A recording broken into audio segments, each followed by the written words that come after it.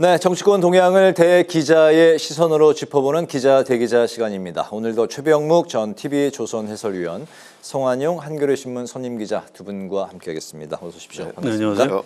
네, 오늘 성 기자님께서 발제해 오셨죠? 예, 윤석열 대통령 체포 이틀째 오늘 이런저런 뉴스가 이어지고 있고요. 네. 또 특검법 여야 합의가 이제 시작되는 것 같습니다. 이런 전국 현안 가지고 토론해 보면 될 것 같습니다. 네, 윤 대통령이 내란 우두머리 혐의로 체포된 지 이틀째입니다. 오늘 윤 대통령 측은 공수처 조사에 현재까지 나가지 않겠다고 이제 밝힌 상황이었고, 어제는 묵비권으로 일관했는데요. 또 체포 적부 심사를 청구해서 수사에 변수가 생길 수도 있는 그런 이제 상황입니다.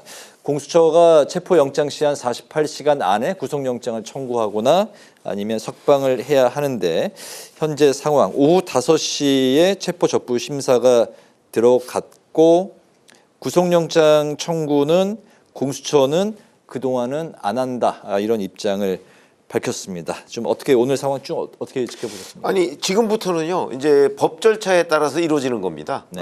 그러니까 윤석열 대통령 측이 이제 체포 적부심을 신청을 했으니까 체포 적부심이 심사하는 기간 동안은 그 체포 시한에서 공수처에서 빠지죠? 체포 시한에서 빼거든요. 네. 그렇기 때문에 이제 지금 48시간 내에 원래대로라면 어제 오전 10시 33분에 체포를 했으니까 네. 내일 오전 10시 32분 전에 이제 어떤 식으로든 결정이 나야 신병처리를 되는데. 확정을 해야 되는데, 네. 요 체포 적부심 요 시간 동안은 빼기 때문에 네. 아마 내일 저녁까지도 이제 시간이 좀 연장됐겠죠. 그렇게 되면 이제 이 체포 적부심이 어떻게 되느냐에 따라서 네. 공수처가 이제 윤석열 대통령의 신병 문제를 그 처리를 하겠죠. 뭐 구속영장을 뭐 청구를 하든가 아니면 뭐 여기서 이제 속방돼 버리면 또 그것도 안 되는 거고. 네. 그러니까 아마 이 체포 적부심 결과를 놓고 나서 공수처가 신병 처리를 결정하지 않겠는가. 근데 그런 것들은 그냥 법 절차대로 이루어지는 겁니다. 네네. 그래서 이제 법원이 어떻게 결정하느냐에 달려 있다, 이렇게 생각하시면 되겠습니다. 체포 적부 심사는 관례상 거의 이제 신청을 하지 않는다고 하는데, 그렇죠. 하더라도 받아들여지는 경우도 별로 없고요. 기각이 대부분 된다고 하는데, 네. 굳이 이 심사를 청구한 배경, 그리고 이게 변수로 작동할 가능성이 있습니까? 있다고 저는 좀 있다고 봅니다. 왜 체포 적부심을 했냐면 결국 수사권 문제죠. 왜냐하면 현행 법률상 내란 혐의에 관한 수사권은 경찰만 가지고 있거든요. 네. 그런데 이제 공수처와 검찰이 수사하다가 검찰은 빼고 지금 공수처와 경찰이 뭐 공조수사본부라는 걸 설치를 해서 사실상 공수처가 주도하고 있거든요. 네. 근데 이제 그 부분에 관해서 윤석열 대통령 측은 공수처는 내란 혐의에 대한 수사권이 없다, 이렇게 주장을 해왔기 때문에 네. 지금 이제 여기까지 온 거고요. 그다음에 체포영장을 서부지법에 그 청구를 했습니다. 근데 이제 서부지법은 이른바 전속 관할권이라는 게 없다는 게 또 윤 대통령 주장입니다. 네. 그렇기 때문에 그 부분에 대해서 중앙지법의 판단을 받아보겠다. 지금 그렇게 돼서 체포 적부심이 중앙지법으로 청구가 된 겁니다. 네, 소준섭 판사가 현재 심리 중인 걸로 네. 알려졌는데, 뭐 이르면은 오늘 뭐 밤 늦게쯤에는 결과가 나올 걸로 뭐 예측은 되고 있는 상황이죠. 예, 5시에 시작했으니까 뭐 한 네. 대여섯 시간 걸리면 밤 12시쯤 나오겠죠. 근데 네. 뭐 혹시 판사가 뭐 이런저런 검토할 게 많으면 뭐 새벽까지 늦어질 수도 있을 것 같습니다. 그러면 이제 그만큼 이 공수처의 체포 시간이 이제 늘어나는 거고요. 그렇게 되면 일단 이 체포가 부당하다는 이유를 냈기 때문에 네. 여기서 이제 만에 하나 서울중앙지법에서 인용을 하면은 석방을 해야 되는 거고요.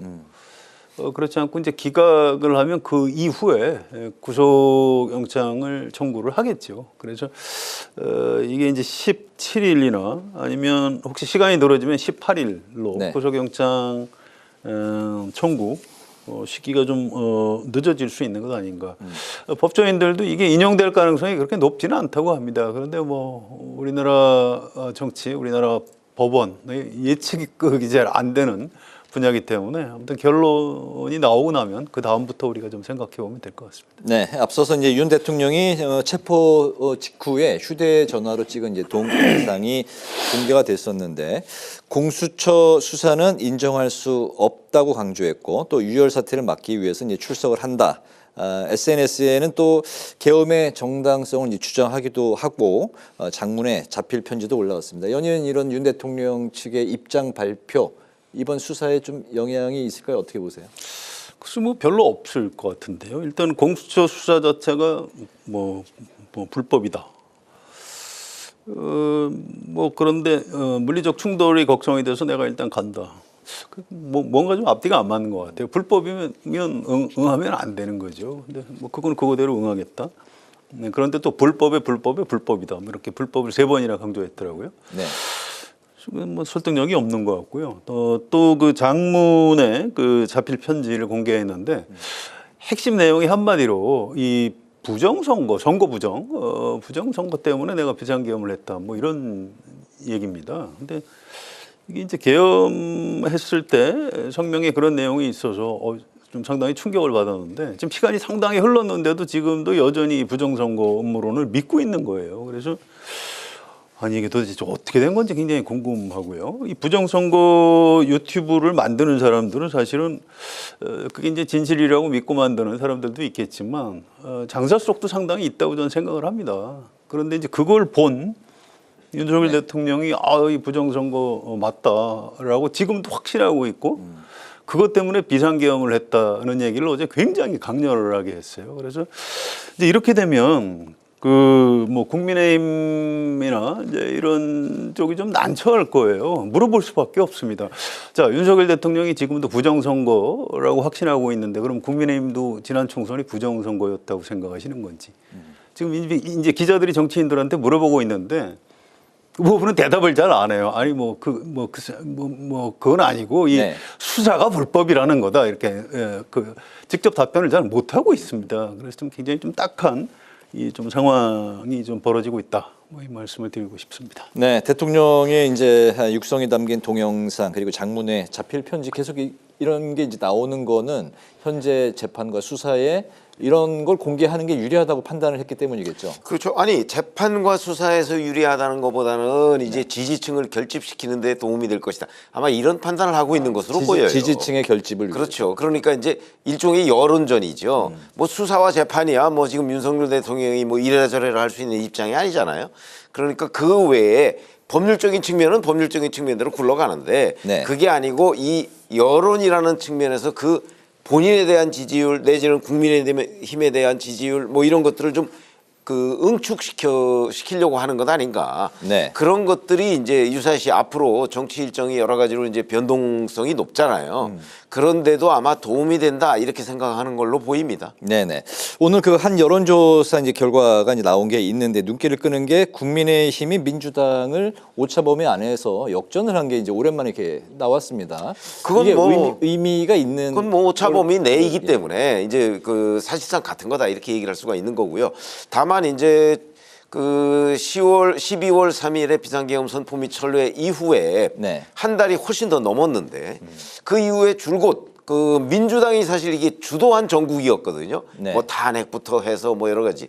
그럼에도 불구하고 민주당의 지지율이라는 게 계속 하락 추세를 보였던 것도 사실이에요. 네. 가장 최근 오늘 여론조사까지. 네. 이렇게 본다면 민주당이 적어도 윤석열 대통령에 대한 탄핵 국면에서 정치적 이득을 별로 못 가져가고 있는 것 아닌가.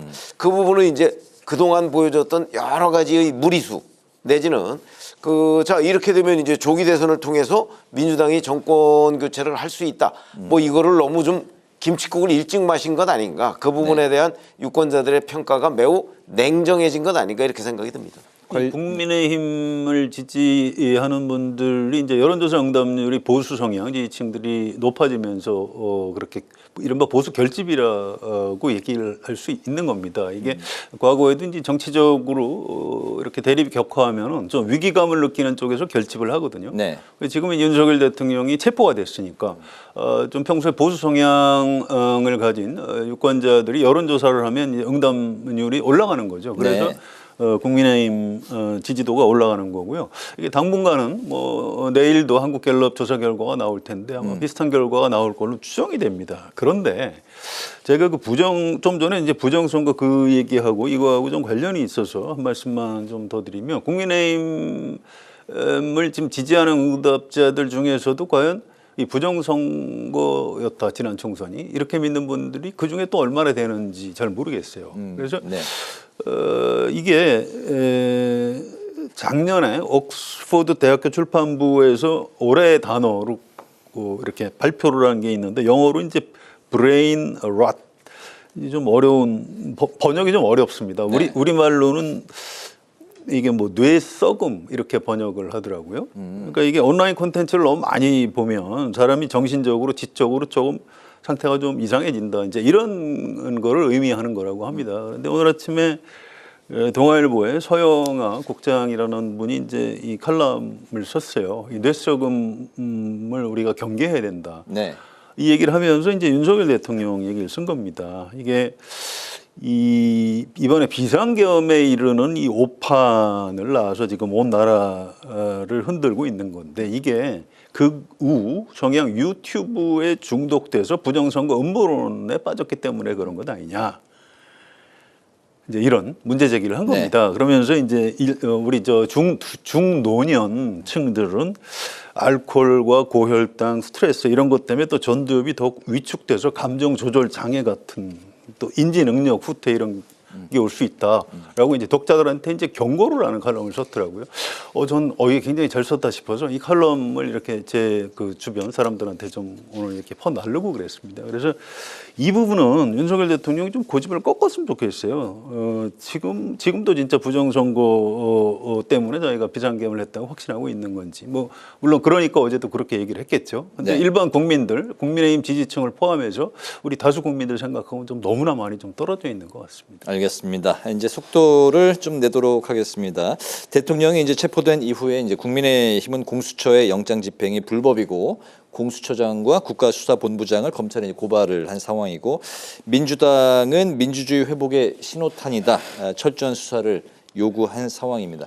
여야 반응 어떻게 생각하십니까? 뭐 여야가 다 정치적으로 입장을 달리하니까 뭐 고발도 하고 또 뭐 독려도 하고 하는 모양인데 여하튼 기본적으로 사실관계 하나를 명확히 해야 될 부분은 네. 사실은 체포영장을 서부지법으로부터 발부를 받았는데 거기에 보면 형사소송법 제 110조하고 111조를 배제한다는 조항이 그 1차 체포영장 안에 있었어요.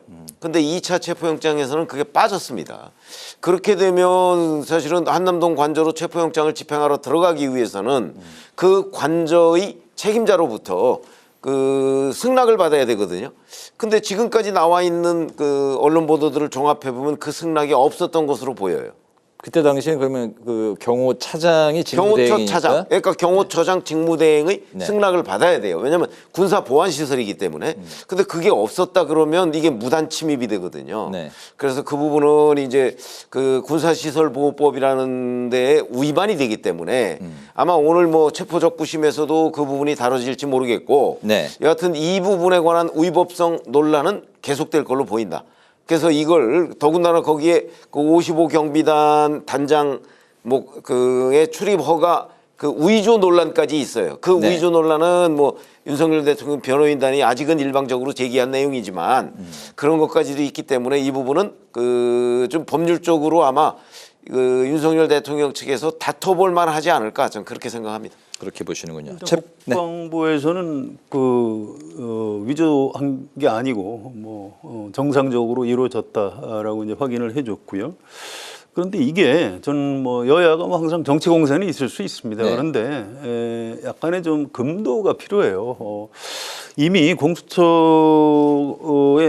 체포영장 집행이 된 겁니다. 그리고 이제 법률적으로 인정할 수 없다 해서 적부심에 들어간 상태예요. 그럼 그걸 그냥 결과를 지켜보면 되지. 그걸 또 뭐 공수처장하고 국가수사본부장을 뭐 고발을 또 한다. 이게 보수 정당에서 이게 적절한 건지. 보수 정당의 가장 중요한 가치가 법치인데. 네. 이런 식으로 할 거면 나중에 헌법재판소 재판에서 파면 결정을 내리면 또 재판관들을 고발할 겁니까? 이거 좀 너무 심한 것 같아요. 그래서 뭐 이런 뭐 이제 워낙 좀 절박감과 뭐 다급함 이런 게 있으니까 이럴 수밖에 없다라는 게 정서적으로는 이해가 되지만 좀 국민의힘에서는 좀 이런 지나친 고소고발은 좀 자제했으면 좋겠습니다. 네, 이런 가운데 오늘 윤 대통령의 탄핵 심판 2차 변론이 진행이 됐는데요. 대통령이 체포 상태이니까 탄핵 심판 일정을 미뤄달라고 요청을 했었지만 받아들여지지 않았습니다. 오늘 이제 헌재에서는 주요 쟁점인 형법상의 내란죄 판단 여부를 놓고 치열한 공방이 진행이 됐는데 두 번째 변론기를 좀 어떻게 보셨을까요? 이게 이제 내란죄 부분을 철회했다 이 논란에 휩싸였었죠. 네. 왜냐하면 국회에서 탄핵소추안을 가결시킬 때는 비상계엄 선포 부분과 이제 내란죄 부분 두 가지로 가결을 시켰는데 내란죄 부분을 철회하고 민주당에서 그러면서 뭐 내란 행위만 다루겠다 그랬는데 실제 국회 소추인단이 재정리한 내용을 보면 내란 행위도 별로 없고요. 그저 비상계엄 선포의 그 우연성 이 부분만 집중적으로 제기했어요. 아마 이게 이제 헌법재판소의 탄핵 심리 기간을 단축시키기 위한 것으로 보이는데 네. 어찌됐든 간에 그냥 보통 사람들이 보면 거의 핵심 내용의 절반 정도는 사라진 것처럼 된단 말이죠. 이제 이때 과연 그 국회에서 탄핵소추안을 재표결해야 되는 것이냐 네. 하는 또 논란이 생겨요. 아마 지금 그걸 다투고 있는 단계로 보이는데 기본적으로는 이 부분에 관해서는 헌법재판소가 판단을 내려줘야 됩니다. 그래서 지금 그걸 다투고 있는 단계고요. 네. 뭐 2월 5일까지 정해놓고 오늘은 2월 5일 이후에 그 일정까지도 지금 잡아놓고 있으니까 헌재가 굉장히 이 탄핵 심판을 좀 서두른다 하는 느낌을 국민들한테 주고 있는 것은 사실인 걸로 보입니다. 네네 알겠습니다. 추가 변론도 오늘 오늘 세 번을 더 잡아놨죠. 3번 더 잡아놨는데 어쨌든 탄핵 심판에 대해서 속도를 내고 있다. 속도를 낸다기보다 뭐 일정대로 가는 거죠. 이게 노무현 대통령이나 박근혜 대통령 탄핵 때도 그렇게 했다고 합니다. 그리고 내란죄인지 확인도 안 하고 왜 헌법재판을 하느냐. 그건 박근혜 대통령 때도 쟁점이 됐었다고 해요. 그때도 이게 뇌물인지 아닌지 형사법정에서 가려봐야 되는 것 아니냐. 뭐 이런 식으로 얘기했는데 아니 그건 나중에 형사법정에서 따지시고 이건 대통령에 대한 징계 재판이기 때문에 별도로 재판부가 알아서 하겠다 해서 결정을 했습니다. 그래서 뭐 이번에도 그렇게 할 걸로 예상이 되고요. 노무현 대통령 탄핵이 한 2달 걸렸고요. 박근혜 대통령이 한 3달 걸렸습니다. 그런데 이게 법률 전문가들 얘기 들어보면 이번 건은 그렇게 복잡한 사안은 아니라고 그래요. 네. 그래서 3달까지도 걸릴 것 같지 않다.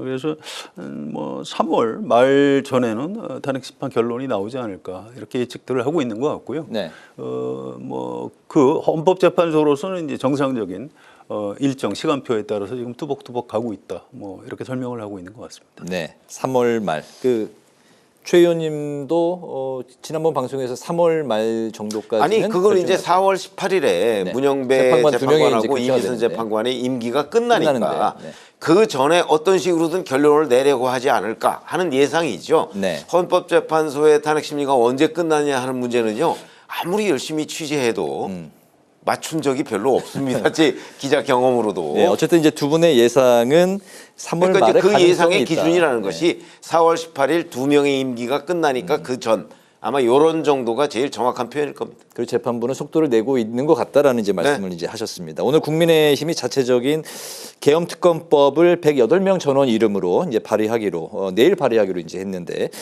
여야는 내일 특검법 처리를 위한 협상을 이제 시도할 것처럼 보입니다. 민주당은 특검법을 여당과 협의한 후에 내일 본회의에서 처리할 방침이라고 밝혔는데요. 합의점을 찾을 수 있을지 좀 어떻게 보실까요? 이건 찾아야 됩니다. 외환죄 여부가 가장 쟁점이죠. 예, 그건 민주당에서 뺄 수 있다고 그래요. 그건 특검에서 안 하면 나중에 뭐 검찰이나 경찰이나 뭐 이런 데서 하면 되는 거니까 네. 굳이 여기다가 꼭 고집할 이유가 없다고 하고요. 지금 이름 갖고 좀 문제가 될 겁니다. 민주당 쪽에서 내란 특검법이라고 하고 네. 국민의힘에서는 계엄 특검법이라고 하죠. 근데 이것도 이제 조율을 할 수 있다고 저는 생각을 하고요. 그런데 이게 시간이 별로 없거든요. 그래서 오늘 발의를 했으면 참 좋았을 텐데 뭐 내일 봐서 하겠다. 왜 늦추는지 잘 모르겠는데 이게 혹시 지연 전략이라면 이건 국민의힘이 좀 생각을 잘못하는 것 같아요. 그래서 이건 어차피 해야 되고요. 네. 여기서 여야 합의가 안 되면은 민주당 특검법이 나중에 거부권 행사하고 나중에 재의결까지 될 겁니다. 그래서 그걸 막기 위해서 이번에 법안 발의를 하겠다는 거기 때문에 이왕 그렇게 마음을 먹었으면 좀 신속히 법안을 발의를 하고 여야 합의를 해서 여야 합의 특검이 출범했으면 좋겠다. 또 그렇게 돼야 한다라고 생각을 합니다. 여야 합의 특검법을 뭐 합의가 되기를 이제 기대를 하시면서도 낙관적으로 이제 보시는 거네요. 예전의 가능성이 꽤 높다고 생각합니다. 네, 최 의원님 생각은 어떠실까요? 저는 좀 다른 생각인데요. 민주당은 내일 뭐 협상을 해보겠지만 내일 본회의에서 가급적 통과시키겠다 이렇게 얘기를 하잖아요. 네. 그러면 통과시킨다는 걸 전제로 해놓고서 국민의힘과 협상을 하겠다 이렇게 얘기를 하면 그 협상이 잘 이루어지겠나요? 전 뭐 별로 안 이루어질 것 같아요. 아마 그렇기 때문에 밀어붙이겠다 이제 이런 의미로 보이고 그렇게 되면 뭐 국민의힘이 그 표결에 불참하든가 그래서 과거처럼 또 도돌이표 형식으로 해서 거부권 행사하고 뭐 이렇게 되지 않을까. 오히려 그 가능성이 더 많은 것 아닌가. 뭐 이렇게 생각이 듭니다. 성 의원님이 말씀하신 민주당이 외환죄 부분을 뭐 이렇게 좀 한 발 물러선다면 근데 가능한 그게 거 외환죄 아닙니까? 부분뿐만 아니고요. 이 특검의 수사 대상이 그거 외에도 엄청나게 넓어요. 그러니까 그런 거는 문구 하나하나가 사실은 협상하는데 시간이 꽤 많이 걸립니다. 네. 그렇기 때문에 뭐 하나 빼고 놓고 하는 문제 그 이상의 협의 기간이 필요해요. 네. 물론 그게 뭐 굉장히 길어지면 또 뭐 시간 끌기다 이렇게 얘기를 하겠지만 적어도 한두 시간 내에 해결될 문제는 아니다 이런 말씀이죠. 그럼 내일 결과는 좀 어떻게 예상을 하십니까? 그러니까 내일 결과는 아마 민주당이 결국은 그 내일 본회의 처리한다는 거를 조금 늦추든가 네. 아니면 일방적으로 처리를 하든가 아마 오히려 그 결론 가능성이 더 높다고 봅니다. 내일 절충점을 찾기는 어려울 것이다. 그렇습니다. 알겠습니다. 웬만하면 합의를 민주당에서 하겠다는 태도를 가졌기 때문에 뭐 시간이 좀 늦어지더라도 뭐 합의할 수 있도록 그럴 가능성도 꽤 있다고 봅니다. 어차피 나중에 그 거부권 행사하고 또 재의결하고 이러면 또 시간이 좀 늘어지거든요. 그래서 네. 지금이라도 여야 합의로 특검을 하겠다 이런 의지가 민주당 안에 지도부에는 좀 확실히 있는 것 같습니다. 알겠습니다. 두 분의 이제 생각이 좀 다르신데 내일 결과, 내일 상황 또 지켜보도록 하죠. 마지막 이슈입니다. 민주당 이재명 대표의 사법 리스크 시계도 점점 빨라지고 있습니다. 이 대표의 선거법 위반 사건 1심이 이제 지난 11월 15일에 있었죠. 징역 1년에 집행유예 2년 선고였는데 이제 633 뭐 이런 이제 관례라고 하면 2월 15일이 아마 이제 뭐 석 달이 되는 그런 시점이기 때문에 또 이제 점점 더 많은 관심을 모으고 있습니다. 이 사건을 담당한 항소심 재판부가 2달간 새로운 사건을 맡지 않기로 했기 때문에 서울고등법원이 이제 받아들였는데 그렇기 때문에 집중 심리로 재판의 속도를 내겠다는 걸로 좀 해석이 되고 있습니다. 어떻게 보십니까? 재판부에서 그렇게 요청을 했고 네. 법원에서 그렇게 들어준 거죠. 좀 신속하게 재판을 하겠다는 의지 표명을 이미 재판부가 하고 있는 거고요.